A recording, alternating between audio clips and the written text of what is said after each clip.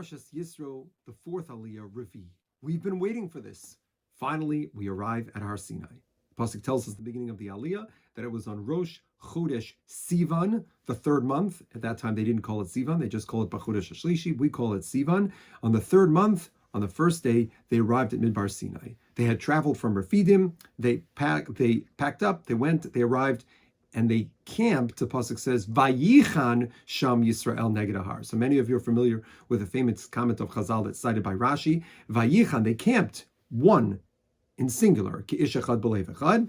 And then HaKadosh Baruch Hu begins the conversation between us and him, the shuttle diplomacy back and forth between HaKadosh Baruch Hu and the people over the week preparing for Har Sinai. HaKadosh Baruch Hu sends Moshe with messages. They come back and forth. But in this Aliyah, the first message HaKadosh Baruch Hu sends us is a crucial one. It's a definitional one. It's a defining moment in our history because HaKadosh Baruch Hu tells us, Va'atem tiyuli, you will be mamleches kohanim v'goy kadosh.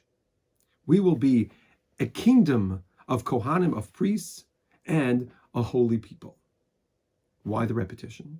Perhaps because there are two dimensions here. Number one is we are each individually kohanim.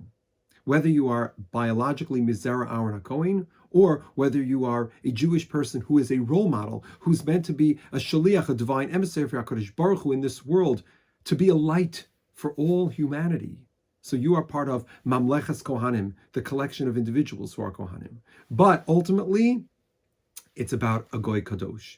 It's about those individuals, those pratim, those specific, unique people, combining to be a Goy Kadosh, to a Tzibur, to a Klal, to Knesset Yisrael.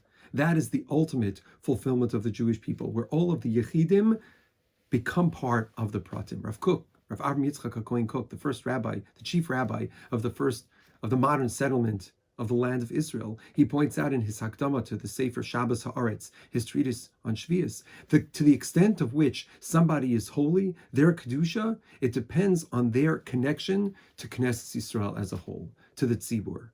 That's our opportunity on a daily basis to figure out how do we nurture our status as a Kadosh, as an individual, but also how do we see ourselves as part of a greater whole.